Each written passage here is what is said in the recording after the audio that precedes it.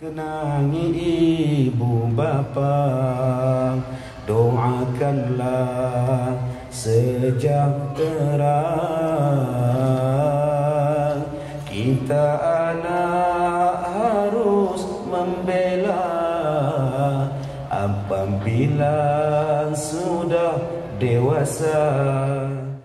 Jadi Ustaz boleh berikan tips-tips agar kita dapat memperbaiki hubungan yang pernah terlepas ataupun yang pernah ada kecacatan, ataupun tips-tips yang boleh kita lakukan untuk menjana keluarga yang baik, khusus dalam konteks menantu dan mertua. Silakan Al-Fadhil. Terima kasih Ustaz Nuzhan. Tuan-tuan yang dirahmati Allah, panas ni atas pentas ni. Kipasnya mengipas pokok bunga, bukan mengipas kami. Nasib baik saya pakai jubah selapis. Kena Ustaz Don, dah berpeluh tuan-tuan. Panas gila. Yang keduanya, saya menunggu giliran yang kedua saya sejam tuan-tuan. Astaghfirullahalazim. Lama gila tu. Orang gila pun tak ada lama macam ini tuan-tuan. Subhanallah. Alhamdulillah. Ya. Masya Allah tuan-tuan yang dirahmati Allah. Kita ada mak mertua. Ada yang ada 2 orang mak mertua, ada yang 3 mak mertua. Meriah mertuanya banyak tuan-tuan. Tapi majoritinya seorang je lah mak mertua kita. Ada timbul masalah. Dia kata, Ustaz, mana saya nak taat, mak saya atau mak mertua? Mak mertua ni tuan-tuan dengan mak sendiri atas sekali. Kalau kita buka dalam kitab Bahrul Madhi bab kekeluargaan jilid yang ke-13, jilid yang ke-8, dia sebut bahawa mak mertua ni nombor 13 bawah tu. Nombor 1 mak, nombor 2 bapa, nombor 3 tok wan, nombor 3 nenek, tok wan, anak, cucu semua. 13 baru jumpa mak mertua. Walaupun kedudukannya begitu, tetapi kedudukan menjaga hati mak mertua tetap menjadi keutamaan. Sebab mak mertua itulah mak kepada isteri kita atau mak kepada suami kita. Bila kita menyakitkan hati mak mertua, secara tidak langsung kita telah menyakitkan hati pasangan kita. Memanglah kita tuan-tuan mana boleh tidak ada masalah dalam rumah tangga. Kami yang berempat ni pun ada juga masalah. Ya, tak ada masalah dengan isteri kedua. Kan? Tak ada masalah isteri kedua, isteri keempat. Sebab dia orang cakap, isteri saya ada 4, saya pun pening. Ya, nama pun saya tak tahu, duduk di mana pun saya tak tahu tuan. Saya pun nak jumpa juga isteri saya yang keempat tu. Tuan-tuan, memang kita tak akan dapat 100% bahagia je. Mungkin bahagianya peringkat awal, peringkat yang pertama. Nyamuk nak hinggap pun tak boleh. Dia kejarnya nyamuk tu satu rumah. Abang, nyamuk, celaka macam nyamuk. Dia kejar nyamuk tu. Nyamuk kata tak guna betul, menyesal aku masuk rumah ni. Tetapi selepas dah lama kahwin, abang, nyamuk, biarlah, taknya mati sedekah ke nyamuk tu darah, kata dia. Subhanallah. Sebab tu mula-mula kita kahwin bahagia sangat. Bahagia sangat sampai menyanyi lagu Ar Ismail. Kini dah tiba hari bahagia, terasa nikmat hanya untuk kita. Kan ku bawa dinda ke syurga, bergembira, bermesra setiap masa. Tu lagu Ar Ismail, Bidasari 1966. Yang mana tahu, mana tak tahu sudah. Tetapi bila dah lama kahwin, timbul masalah, ada krisis. Maka ingat tuan-tuan, krisis itu akan berlaku. Tips yang pertama sekali ialah tolong cari jalan, jangan ada krisis. Elakkan bunga-bunga yang boleh mendatangkan konflik dalam keluarga. Elakkan perkara-perkara yang boleh mendatangkan masalah dalam rumah tangga. Elakkan. Ini nombor satu. Cari jalan. Jangan createkan satu masalah. Ini kadang-kadang cari masalah saja, buat masalah. Bagaimana tak nak mendatangkan masalah? Kita kena tahu apa pantang suami kita, apa pantang isteri kita, apa pantang mak mertua kita, apa pantang mak kita. Bila kita tahu pantang larang mereka, insya-Allah. Apa yang mak mertua tak suka, jangan buat. Mak mertua tak suka bila sedang menonton televisyen, cerita Ustaz Don, mak mertua tak suka buka TV lain. Menantu jangan buka TV lain. Ini dia ambilnya remote. Nah, mak sedang tengok Ustaz Don, dia bukanya Ustaz Din. Kampus siku kan. Dah tahu mak tak suka, jangan buat. Jangan buat satu benda yang mak mertua tak suka. Mak mertua tak suka macam ini, jangan buat. Akhirnya kita tak timbul masalah. Yang kedua, buat apa yang orang suka walaupun kita tak berapa suka. Selagi mana benda tu tak bercanggah dengan syarak, selagi mana benda tu betul, kita tak berapa suka, tapi mak mertua kita suka, buat. Apa dia? Tengok Ustaz Don. Mak mertua kita suka sangat tengok kan bersama Ustaz Don 30 minit. Kita pun buat-buat sukalah duduk sebelah dia. Segak mama kan? Kata dia. Seronok mama kan? Walaupun kita kata Ustaz itu tak berdosa ke Ustaz? Bohong. Tak apa. Mana ada berdosa? Sebab kita menarik hati orang. Buat satu benda yang mak suka. Ini bila mak datang, menantu tanya. Mak baru turun teksi, menantu buka pintu.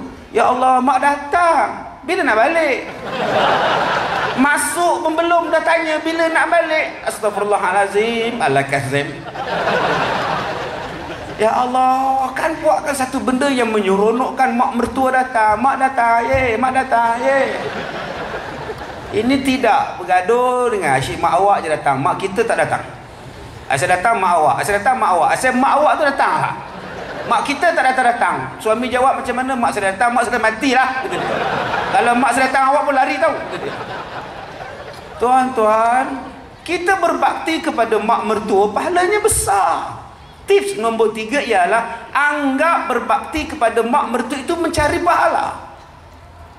Berapa banyak menantu-menantu di sini yang bila mak mertua dia sakit. Bukan mak dia.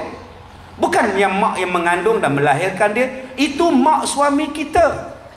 Satu hari suami cakap yang mak abang sakit. Kalau boleh abang nak bela dia. Duduk di rumah kita. Suami cakap je, kalau boleh abang nak bela dia. Tinggal dengan kita. Ya ke suami nak bela? Nampak benar nipunya.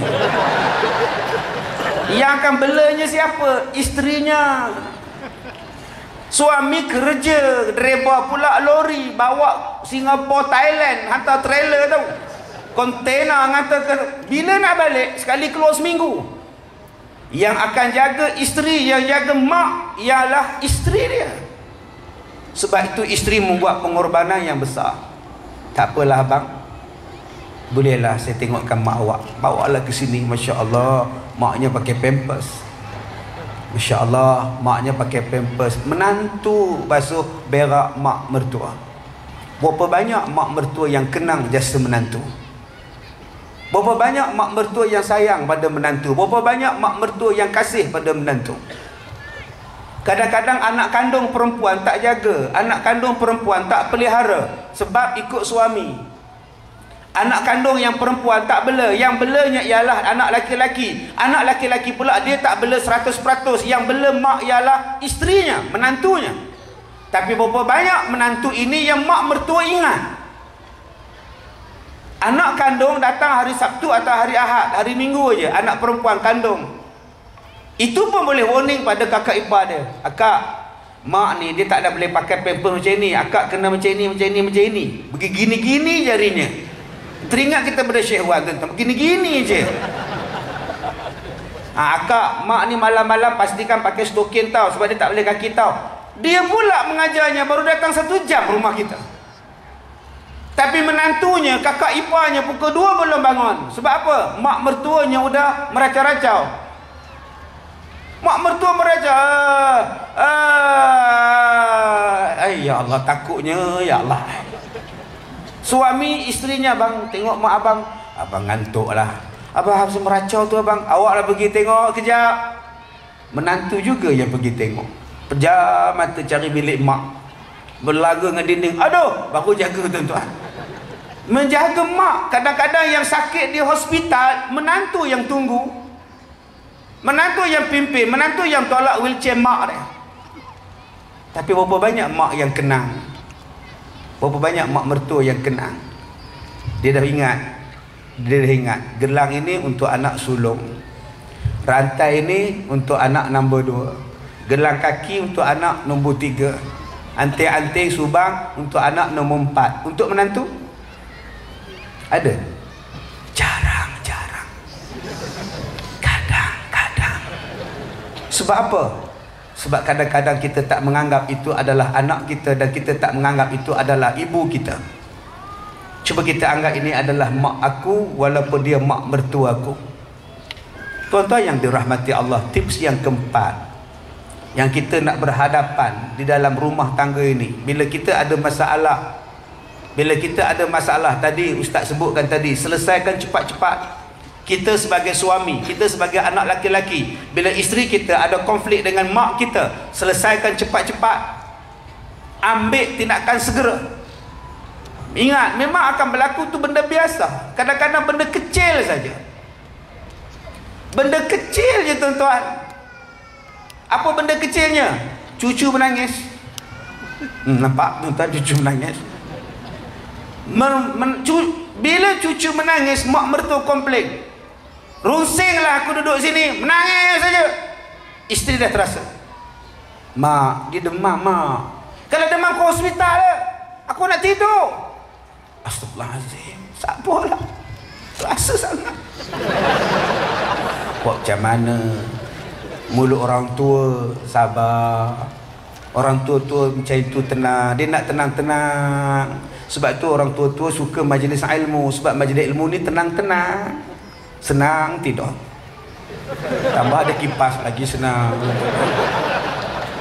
Bila balik rumah, isterinya tanya, abang, apa Ustaz Don cakap tadi?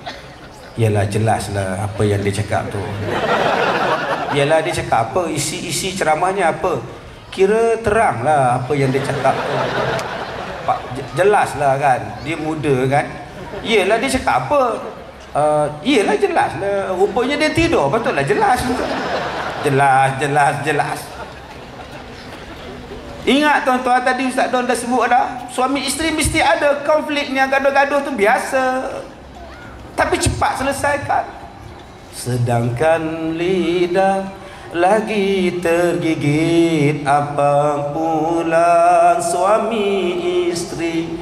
Buang yang keruh, ambil yang jernih, baru teguh peribadi. Ting ting ting ting ting ting. Kan? Itu backup tu tuan. Subhanallah.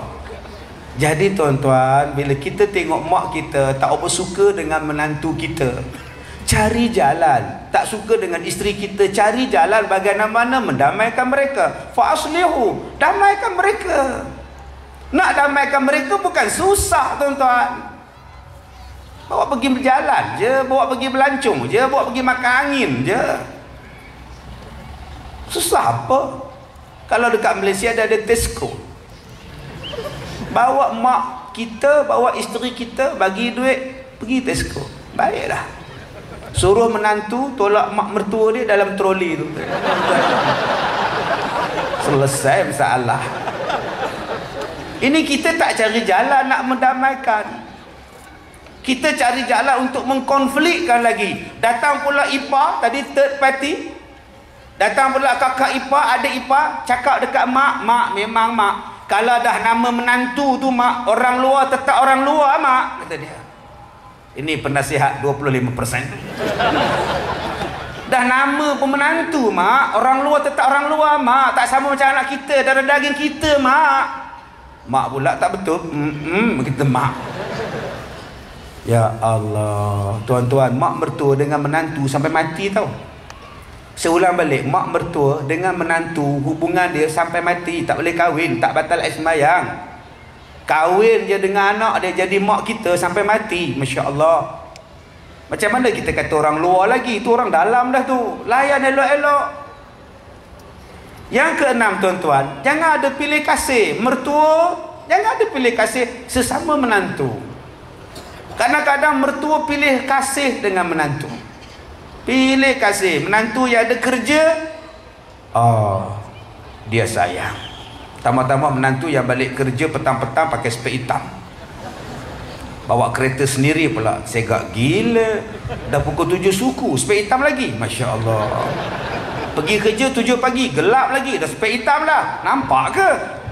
Kadang-kadang mak mertua bangga dengan menantu macam itu. Bagus. Tapi kadang-kadang anak yang tak bekerja, namanya suri hani. Kerjanya apa? Suri rumah. Suri je. Ada mak mertua tak suka, di-compare je dengan orang lain. Menantu tu kerja, menantu yang ni tak kerja, mengambilkan beras je. Menantunya sana bagus. Dia tak tahu bila dia sakit, menantu yang kerja mana ada masa nak jaga dia. Bila dia sakit, bila dia tak sihat, menantu yang tak kerja itulah yang akan tolong dia. Sebab tu kita jangan menghina orang, tuan-tuan. Dan kita sebagai menantu juga kena ingat, bukan mak mertua jahat. Kita sekarang ini terpengaruh dengan filem. 1962 P. Ramlee buat filem Ibu Mertuaku, Nyonya Mansur, Mak Dara jadi mak mertua. Kerana filem itu semua orang anggap mak mertua jahat. Siapa itu Kasim Selamat? Magistrat, doktor, lawyer, ahli muzik, mak apa kita dia. Subhanallah, pantang keturunan aku berkahwin dengan ahli muzik. Sabar ya. Ay, Masya Allah, dahsyat gila. Begini nengok menantu dia, tuan-tuan. Kasim Selamat, kenapa kau menangis di sini? Laki-laki tak malu. Sudahlah anak kau biarkan mati, kau menangis pula di sini. Pergilah menangis di kelab malam sana, nun. Allah, meriahnya kubur masa itu, tuan-tuan. Bukan hari raya pun ramai ziarah kubur. Itulah saya tengok, bukan hari raya, bawa anak, bawa cucu, sapu sampah kat kubur. Itu cerita ibu mertua aku. Saudara, kenapa saudara menangis di kubur ibu saya? Ten ten ten. Itu nama dia special effect. Orang dulu-dulu kalau buat filem special effectnya macam itu. Teng teng teng. Itu tahun 60-an. Kalau tahun 70-an special effect dia lain. Kalau benda yang menakutkan special effect dia lain. Teng teng teng. Itu lain. Itu zaman Husin Abu Hasan, Idi Osmera gitu, Latif Bourguiba. Teng teng teng. Gede. Seram rasanya. Ya, zaman P. Ramlee dulu. Teng teng teng. Apa? Kubur ibu saudara? Alah Kasim, maafkan mak Kasim, mak dah tua Kasim. Bangun P. Ramlee, terlentang mak mertua dia. Aku hairan, kenapa Allah jadikan kau manusia? Bukankah lebih baik kau dijadikan haiwan? Ya Allah, ala Kasim, mati terus itu. Ya Allah, kerana cerita itu semua orang anggap mak mertua jahat. Padahal berapa banyak mak mertua yang baik. Kita kadang-kadang terpengaruh dengan filem.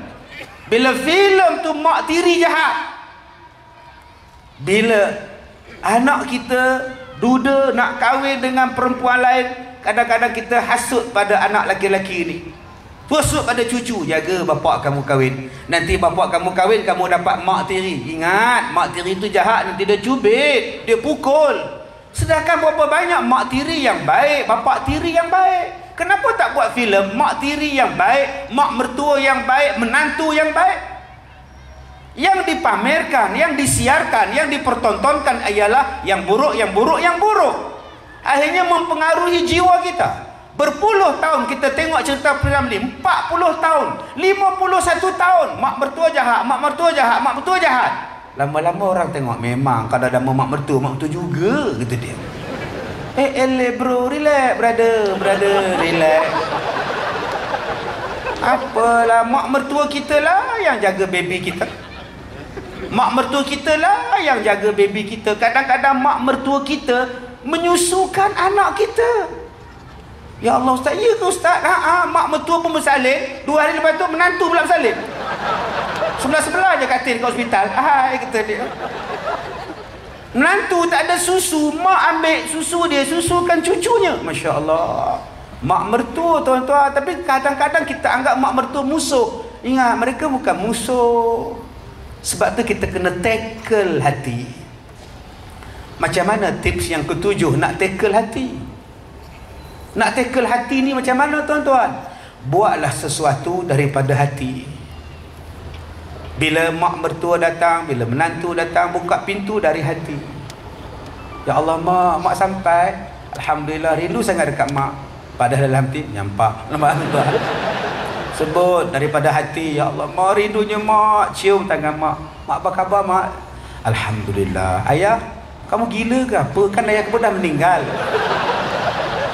Itu orang Perak sebut nampak benar, nipu je tuan-tuan. Buka, senyum ni tuan-tuan ni. Senyumlah seindah suria yang membawa cahaya. Senyumlah dari hati, duniamu berseri. Senyum di sini. Senyum di sini daripada hati ni. Tuan-tuan boleh nampak mata kecil. Mata tuan-tuan akan jadi kecil. Mak datang kecil. Tapi kalau sombong, kalau senyum bukan daripada hati, senyumnya sengit sebelah. Bila mak datang? Macam KL gangster je Ustaz. Buat daripada hati. Kalau mak sakit, picit tangan mak dari hati. Urut kat peha mak dari hati. Dengan hati. Siap dekat mak. Ini tenyek. Kadang-kadang hujung jari je. Mak sakit. Ni urut belakang ni. Mak pening kepala. Dia yang keluar angin. Maknya relax je tuan-tuan. Tuan-tuan, daripada hati dia akan jatuh dalam hati. Curi hatiku, cuma nun jauh selalu. Nombor 1, curi hati. Bila tuan-tuan dah curi hati, dia akan jatuh di dalam hati. Bukan sahaja kita kemari, kita bercinta, curahkan rahsia hati ke hati. Bila tuan-tuan dah masuk dalam hati dia, dia akan sentiasa teringat pada tuan-tuan. Sebab kita dah curi hati dia, kita dah datang hati kepada dia. Lama-lama dia akan ingat pada tuan-tuan. Ingat kepada tuan-tuan inilah dipanggil bisikan hati. Dia pergi mana pun dia teringat pada tuan-tuan. Tuan-tuan pergi mana pun dia akan teringat. Sebab kita dah berbisik hati dengan dia. Dengarlah bisikan hasrat hati yang merindu menjelma kembali. Ingatanku yang telah lalu, sewaktu berjanji sehidup semati. Tuan-tuan tak boleh panjang-panjang. Nanti dia orang pula tunggu sejam. Wallahu a'lam.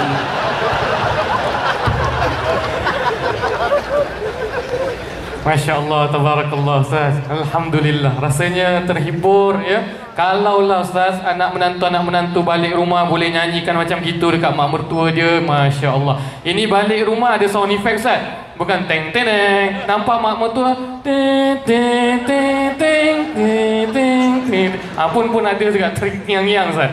Jadi saya rumuskan sedikit tuan-tuan ibu-ibu supaya kita dapat tulis ataupun kita dapat mempraktikkan. Pertama adalah prevention, wiqayah. Kita jaga apa yang ibu ataupun anak menantu kita tidak suka. Samalah Ustaz Kazim menasihatkan daripada perspektif seorang menantu dan juga seorang ibu mertua juga perlulah melihat diri. Kedua adalah kita lihat apa kesukaannya, buat apa yang disuka, jangan kita buat apa yang tak disuka. Ini namanya bijak ya. Ketiga, kita niatkan perhubungan kita pada masa itu sebagai satu ibadah pada Allah Subhanahu Wa Taala. Jadi bukan menjalani kehidupan biasa, tapi ini satu mujahadah, aku sedang beribadah pada Allah, dan syurga Allah itu tidak pernah murah dan tanpa apa-apa bayaran. Jadi niatkan itu. Keempat, kita cepat-cepat selesaikan masalah. Jangan biarkan dia berlarutan. Nampak ada bibit-bibit aja, cepat-cepat solat jemaah. Nampak bibit aja, azan kat telinga dia Ustaz, macam tadi. Alhamdulillah. Yang kelima, ibu-ibu mertua juga khususnya jangan pilih kasih. Adillah, kerana mereka semua adalah anak-anak kita juga. Dan juga yang keenam, tadi Ustaz sebutkan, curilah hati mereka, ya. Apa yang disampaikan daripada hati, insya-Allah akan masuk ke dalam hati, dan doa pada Allah Subhanahu Wa Taala. Jadi tuan-tuan rahimakumullah, jangan kita lupa apa-apa cerita-cerita ini dia konotasi negatif, dia akan menyedarkan atau kesankan minda bawah sedar kita. Tanpa kita sengaja, kita ada konotasi negatif. Itu perlu kita buang, dan perlu kita kaji kisah-kisah sahabat-sahabat, ulama-ulama, untuk kita lihat kisah hidup mereka agar kita pun positif hati kita. Kita berpindah kepada Al-Fadhil Ustaz Don, insya-Allah. Ustaz, ini selama setahun Ustaz jadi anak menantu, ya tadi, masya-Allah, tabarakallah. Moga-moga Allah selamatkan apa di dalam isteri, perut isterinya, dan wafi ma fi batniha, insya-Allah. Bagaimana pula seorang anak lelaki ni dia nak mainkan peranan? Tadi banyak menantu, mertua. Ni sekarang anak lelaki ni middleman yang selalu potpet, kanan ni pilih mak, kiri ni pilih isteri, dan dia selalu tercepit. Macam mana dia nak mainkan peranan yang terbaik agar dapat menjana keluarga yang berbahagia? Silakan Ustaz.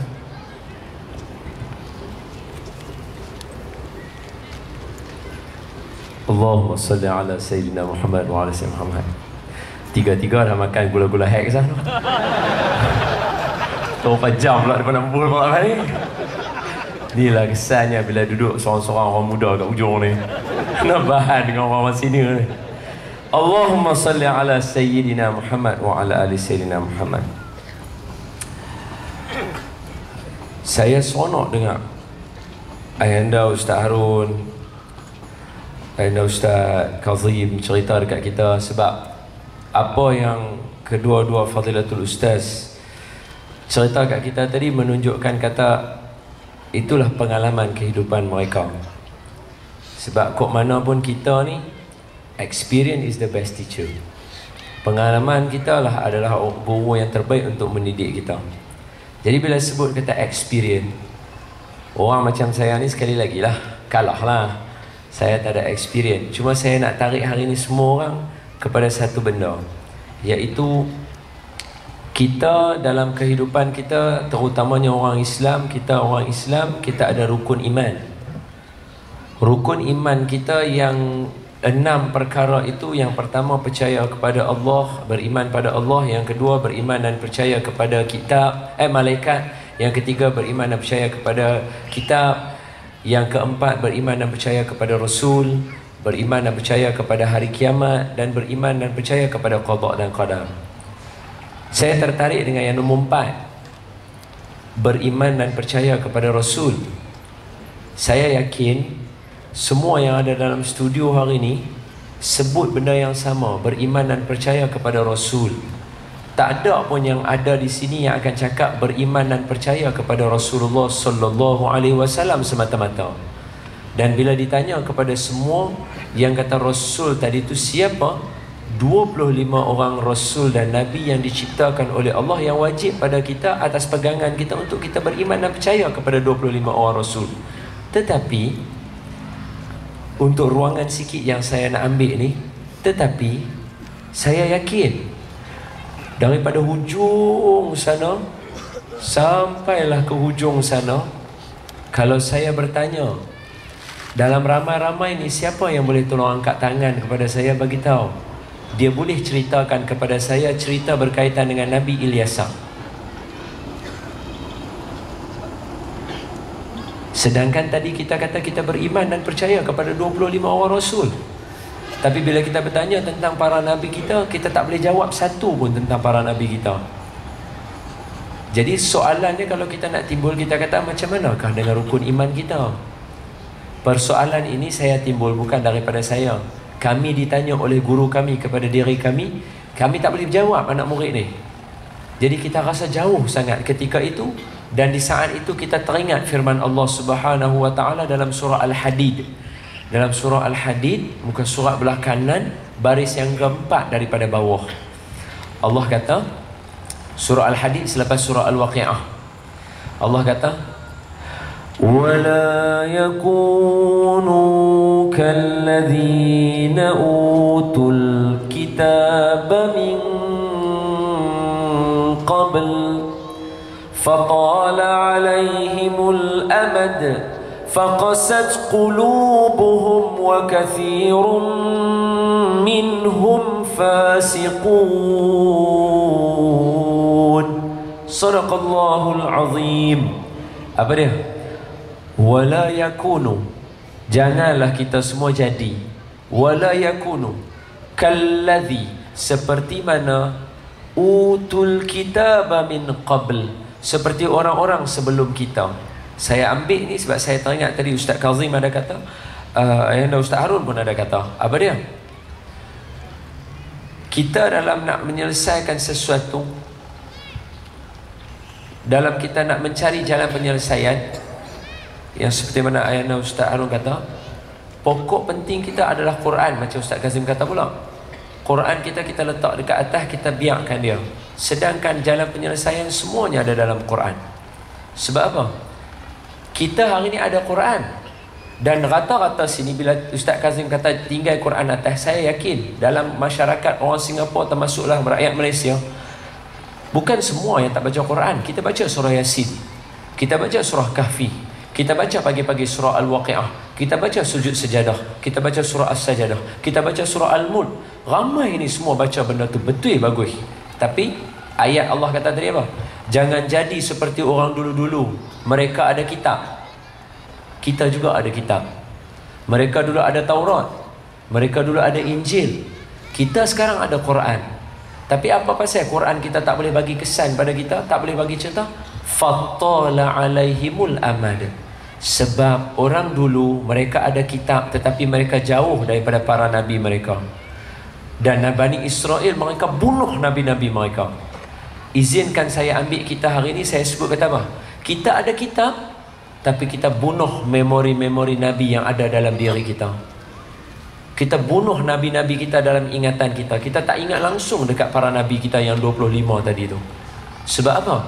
Sebab bila tadi ayahanda kita dua bercakap tadi berkaitan dengan mencari penyelesaian, tuan-tuan nak ambil strategi daripada siapa? Tuan-tuan nak ambil daripada siapa? Saya sebut strategi yang baik untuk rumah tangga adalah Nabi Yusuf alaihissalam. Cuba tengok Nabi Yusuf.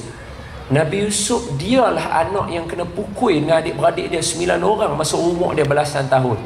Kalau buka dalam kitab Tafsir Nurul Ihsan, usianya lebih kurang 15, 16, 17 tahun. Ketika dia umur belasan tahun tu, abang-abang dia tabuh dia, abang-abang dia pukul dia sekerat nyawa. Kemudian dia sampai dekat perigi, dia petuk dia masuk dalam perigi tu. Tinggal dia duduk dalam perigi, tak ada baju sebab dia koyak baju dia. Sebab baju dia tadi tu depa lumahkan dengan darah, depa tangkap seekor serigala, depa bawa serigala tu dengan darah dengan baju dia bawa kepada ayah dia, Aisya'an yabku. Mereka buat menangis. Menangis depan ayah depa. Kata adik depa kena bunuh.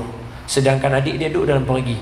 Kemudian datang satu rombongan ambil tali dalam perigi tu buat naik. Tengok-tengok Nabi Yusuf pegang tali tu, naik sekali dengan tali tu. Terkejut depa kata, hazal ghulam, ni budak. Macam mana boleh ada dalam perigi? Rupa-rupanya abang dia sentiasa mengintai-ngintai daripada rumah dekat perigi sana tu. Tengok-tengok Nabi Yusuf naik, dia kata kat dia, adik, ni Yusuf dah naik dah. Yusuf dah naik dah tu. Pakak berlari pula 9 adik-beradik ni, pi pula dekat perigi tu, kata, ini orang gaji kami ni.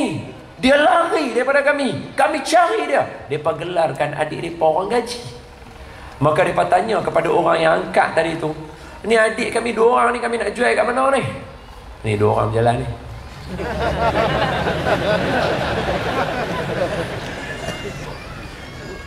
Ni adik, ni dia kata, hampa nak jual tak orang gaji ni? Kata, kami memang nak jual dah. Dia tak mau dengar cakap kami. Berapa yang kamu nak jual? Berapa dik saja mereka jual? Sebab sebut dalam Quran hanya beberapa sen sahaja. Dia jual adik dia. Dah jual adik dia tu, adik tu mereka bawa pergi Mesir. Ayah ni menangis, tak tahu adik dekat mana. Sampai dekat Mesir pula, masuk dalam rumah, berlaku pula fitnah dengan Zulaikha. Lari pula satu rumah, kena tangkap, kena balik pula. Masya Allah, tabarakallah. Masuk penjara pula. Sekali lagi sejarah Mesir diulang. Bila orang dalam penjara keluar jadi pemerintah selain Nabi Yusuf, adalah Mursi. Itu sejarah. Di bumi Mesir juga, Nabi masuk penjara, Nabi Yusuf keluar jadi pemerintah Mesir. Diulang sejarah tu balik. Mursi masuk penjara, keluar penjara jadi pemerintah. Sebab tu saya sebut cerita ni ada dalam Quran.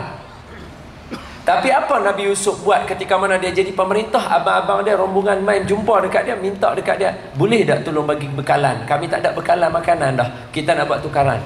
Nabi Yusuf kata dalam Quran, aku kenal itu abang aku. Aku kenal itu abang aku. Mereka tak kenal aku sebab masa mereka pukul dia, dia budak-budak. Bila dia besar, dia jadi orang yang paling lawa dekat bumi Mesir. Aku kenal itu abang-abang aku. Tapi apa dia buat? Dia bukan buat tahanan dekat abang-abang dia. Dia gunakan kebijaksanaan. Sebab Nabi kan dia ada sifat 4 kan. Siddiq, amanah, tabligh, fatanah. Fatanah bijaksana. Dia ada sifat bijaksana dia tadi tu. Dia sampaikan kepada abang-abang dia tadi dalam bentuk kebijaksanaan. Dia susun strategi. Strategi dia yang pertama, dia bagi balik barang-barang supaya Ustaz Kazim sebut tadi, menambat hati dia. Bila dia balik, dia kata, Abah, Raja nak tengok adik kami yang bungsu, Bunyamin.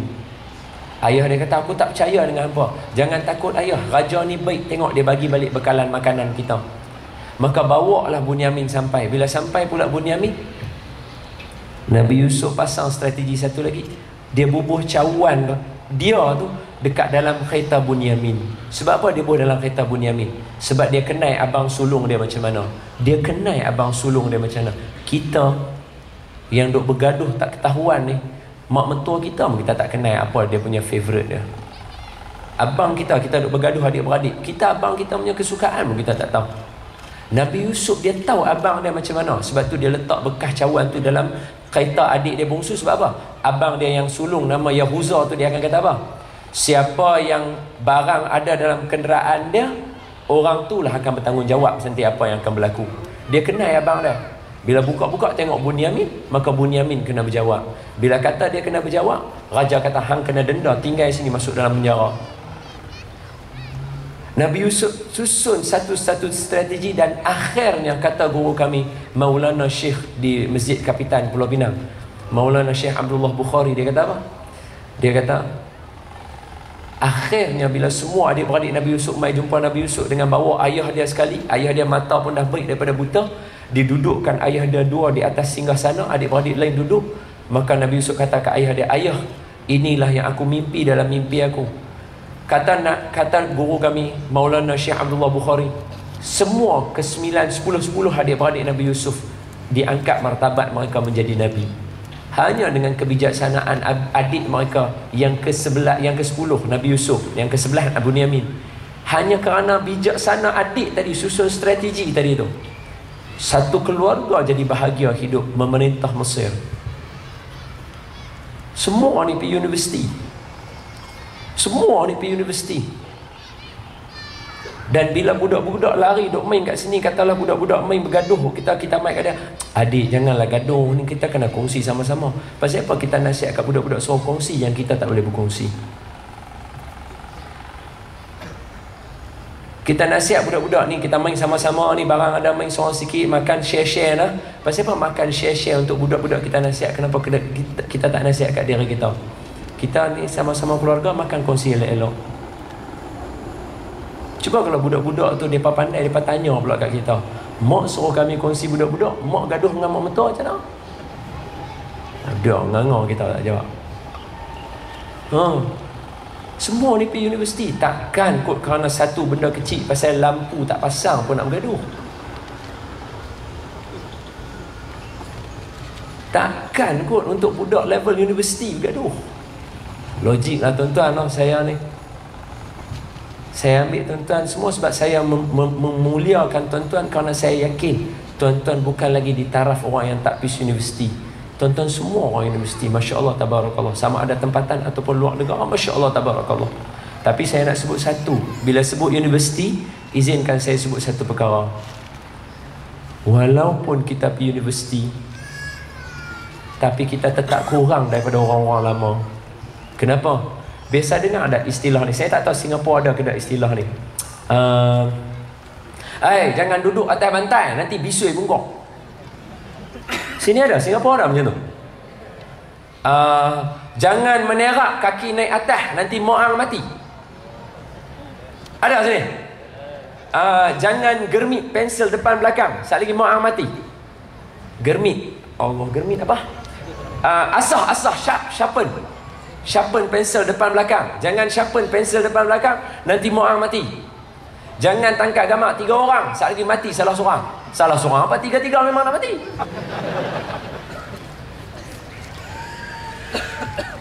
Oh, tu isyarat tu. Oh, okey. Pandai.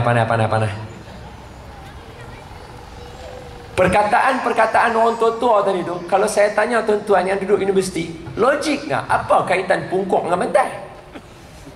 Yang kita duduk tu tiba-tiba nak jadi bisui, apa kena-mengena pungkuk dengan bantai? Ke hama dalam bantai tu dia jolok pungkuk kita pergi keluar bisui ke apa? Apa kena-mengena? Tak logik lah. Tak logik. Betul.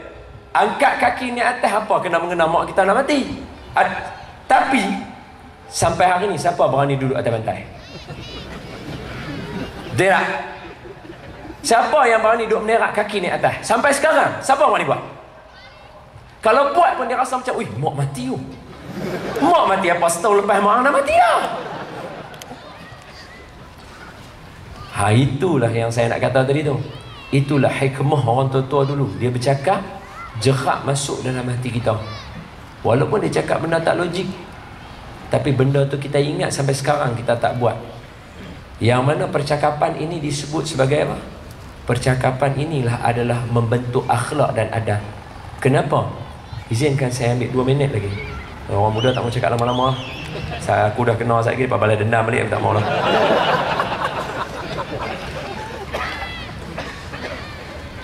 Saya nak sebut kata akhlak adab tadi. Sebab tadi kata lelaki kan, macam mana nak cari jalan penyelesaian, saya dah bagi tahu tadi. Yang lelaki cari strategi. Ambil kisah Nabi Yusuf, baca Quran, kita akan dapat strategi. Jangan takut. Sebab dalam Quran ada Nabi Ibrahim, ayah anda cerita tadi, Nabi Ibrahim macam mana dia kata dekat ayah dia, yang ayah dia yang tadi tu tak Islam, tapi dia kata, ya abati lima ta'budu ma la yasma'u wa la ara. Hai ayah yang ku sayangi. Ya abati. Abati ni orang Arab semua tak pakai lah abati ni. Abati ni para nabi je yang sebut pada ayah mereka. Sebab ya abati ni perkataan panggil ayah yang paling ultimate. Ya, wahai ayahanda kesayanganku. Nabi Ibrahim kata ke ayah dia yang kafir tu, Nabi Ibrahim kata, ya abati lima ta'budu ma la yasma'u wa la ara.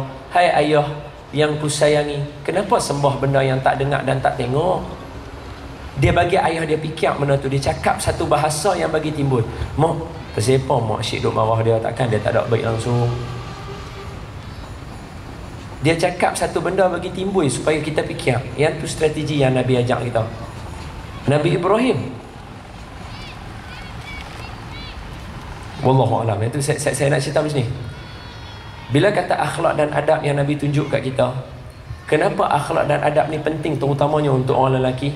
Tuan-tuan tengok cerita Nabi Musa. Nabi Musa masa berlawan dengan ahli sihir. Biasanya saya cerita ni satu. Tapi saya tahu kalau cerita lagu tu jadi panjang. Ada dua ni tak mau. Takut. Jadi saya cerita dia kat je. Masa Nabi Musa nak lawan dengan Fir'aun, dengan ahli sihir dia tu, masa Nabi Musa lawan dengan Fir'aun, Nabi Musa kata, ya Fir'aun. Kena ingat tuan-tuan, maaf tadi kita semua cerita pasal mak mertua dan juga menantu. Saya nak sebut apa tadi? Mak ibu tiri. Ustaz sebut ibu tiri. Saya nak sebut Nabi Musa, dia bertegur siapa? Dia beritahu nasihat dengan bapa angkat dia. Tapi apa Allah kata kat dia? Hai Musa, pilah bercakap dekat Fir'aun biqaulan layyinan. Cakap dengan dia elok-elok.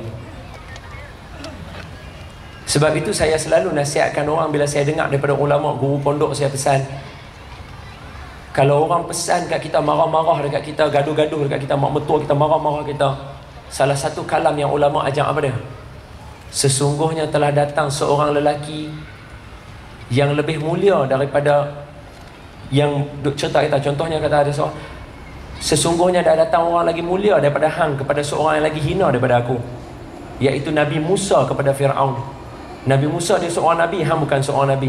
Fir'aun dia mengaku Tuhan, aku bukan mengaku Tuhan. Tapi Allah pesan dekat Nabi Musa suruh bercakap dengan Fir'aun dengan perkataan yang baik. Siapa hang bercakap dengan perkataan kasar? Siapa diri hang? Yang ni ulama ajak kita. Tapi tak tahulah nak cakap dengan mak mentua macam mana. Mak mentua marah. Mak, sesungguhnya telah datang seorang lelaki lebih mulia daripada mak kepada orang lebih hina daripada saya.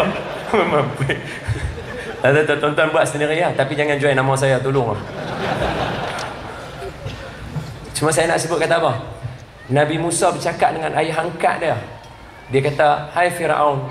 Cerita ni ada dalam surah Taha. Hai Fir'aun, sembahlah Allah Tuhan kamu dan Tuhan aku Tuhan yang satu. Bila dia kata macam tu, Fir'aun marah dia. Fir'aun kata, bukankah hang ni Musa yang aku besarkan dalam rumah aku dengan tangan aku sendiri? Hang satu anak yang tak mengenang jasa. Fir'aun cakap dekat Nabi Musa, seorang Nabi diungkit oleh ayah angkat dia. Tapi apa yang dia jawab dekat ayah angkat dia? Kata Syekh Mutawalli Sya'rawi, Syekh Mutawalli kata, Nabi Musa kata, bukan ayah yang bawa saya mai ke, bukan saya yang mai rumah ayah, ayah yang bawa saya mai rumah ayah sendiri. Dia kata kat Fir'aun. Fir'aun kata, kenapa? Sebab masa saya nak lahir, Fir'aun bunuh semua budak-budak. Mak saya takut, mak saya layarkan saya. Sebab tu saya masuk rumah Fir'aun. Cuba kalau Fir'aun tak bunuh siapa-siapa, rumah ni pun saya tak jejak kaki. Dia guna bijaksana dia bila dia bercakap. Cakap elok-elok. Saya baca dalam satu kitab, bukanlah dengan meninggikan suara menunjukkan kemenangan. Sebaliknya bila kita tinggi suara dan marah, itulah kekalahan kita yang pertama bila kita berhujah. Oh lupa, dalam kitab Imam Asy-Syafi'i, Imam Asy-Syafi'i punya petua, bukanlah marah tinggi suara dan berteriak dan marah itu menunjukkan kata menang. Sebaliknya marah dan meninggikan suara itu, itulah tanda pertama kamu dah kalah. Ini Imam Syafi'i sebut. Jadi Nabi Musa kata dekat Fir'aun macam tu, Fir'aun tak boleh berjawab. Fir'aun kata, hai ahli sihir, lawan dengan Musa. Maka datang 72 ahli sihir lawan dengan Nabi Musa seorang-seorang. Semua ahli sihir bawa tali, Nabi Musa bawa tongkat dia satu. Kemudian dalam surah Al-A'raf Allah ceritakan cerita ni. Bila mana ahli sihir duduk di depan Nabi Musa, dia tanya dulu dekat Fir'aun, hai Fir'aun, kalau kami semua boleh kalahkan Musa, apa yang nak bagi kat kami? Sebab apa? Sebab mereka bertuhankan Fir'aun. Mereka sembah Fir'aun. Fir'aun kata, siapa yang boleh kalahkan Musa, aku angkat dia jadi orang kanan untuk aku. Kemudian mereka pegang tali mereka, mereka pergi berdepan dengan Musa, 72 orang keliling. Mereka kata apa? Qalu ya Musa antulqiya wa imma an nakuna nahnul mulqin. Hai Musa, hang nak baling dulu ke kami nak baling dulu? Nabi Musa kata, bal alqu, hampalah baling dulu. Maka peganglah ahli sihir tu, dia pegang tali dia, dia kata apa? Wa bi'izzati Fir'aun, dengan kemegahan Tuhan Fir'aun, dengan kekuatan Tuhan Fir'aun, tukarlah tali jadi ulang. Maka tukar semua tali jadi ulang. Dia baling dekat keliling Nabi Musa. Nabi Musa, dia dah rehearsal dah dengan Allah Ta'ala. Jadi dia ketuk je tongkat dia bertukar jadi ulang. Bila tongkat dia jadi ulang, dia makan semua ulang tadi tu.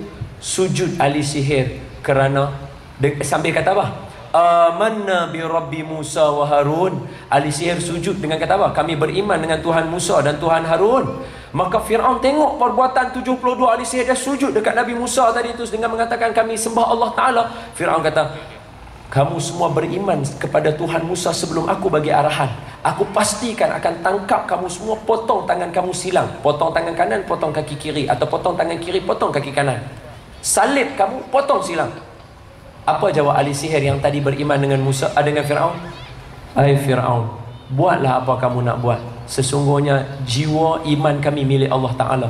Dalam sekelip mata daripada orang kafir yang sembah Fir'aun, tiba-tiba bertukar jadi orang sembah Allah. Bukan sembah Allah saja, iman dia naik macam Bilal bin Rabah, tinggi lebih daripada kita. Maka ulama tanya, apa kunci dia? Yang tadi, kunci dia adab dan akhlak. Bila mana mereka bertanya kepada Nabi Musa sebelum lawan, "Hai Musa, hang nak baling dulu kah kami nak baling dulu?" Mereka beradab dengan Nabi Musa sebelum lawan. Kerana adab dan akhlak itulah Allah buka kunci hati mereka, mereka jadi iman naik begitu tinggi. Sebab kalau kata tengok mukjizat saja masuk Islam, tak boleh. Abu Jahal tengok Nabi belah bulan-bulan, depan dia belah bulan, dia tak masuk. Maka ulama kata apa kunci dia? Sebab Quran dia tak cerita benda simple. Kalau benda simple kamu tak payah tahu. Macam kita nak bubuh cita-cita. Kalau cita-cita simple, tak payah bubuh cita-cita. Kamu tak perlu benda tu. Kamu nak cita-cita benda yang tinggi. Quran dia nak cerita penting. Tapi pasal apa Quran sebut dalam banyak-banyak dia cerita. Ali Siyar kata, "Hai Musa, nak baling dulu ke kami nak baling dulu?" Mereka beradab dengan Nabi Musa. Kerana adab dan akhlak itulah membuka hati. Kita hari ini yang lelaki belajar jadi orang beradab. Belajar jadi orang beradab. Akhlak kena ada. Sebab Nabi sebut, "Innama bu'istu liutammima makarimal akhlak." Aku dibangkitkan untuk sempurnakan akhlak. Itu yang Nabi ajak. Nabi tak boleh marah ke isteri dia bergaduh buat konspirasi nak jatuhkan dia 99 orang.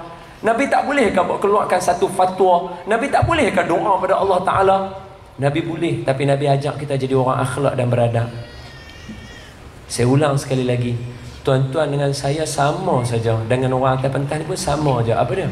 Kita tak lari daripada salah silap dan bergaduh rumah tangga. Mak mertua kita, tuan-tuan, saya cerita pengalaman saya. Biasa selisih faham dengan mak mertua, sebab jarang jumpa. Biasa selisih faham dengan mak mertua, dengan pak mertua. Saya tak tahu nak buat macam mana ni. Saya jadi takut. Nak telefon takut serba salah. Strategi pertama, saya hantar 2 jambak bunga. Saya beli banyak bunga, beli bunga ros sampai ke rumah. Bila saya telefon, tanya isteri saya, "Bunga sampai tak?" Sampai dah. Sampai bunganya baru saya telefon. "Assalamualaikum." "Allah, terima kasihlah bunga. Selamat aku."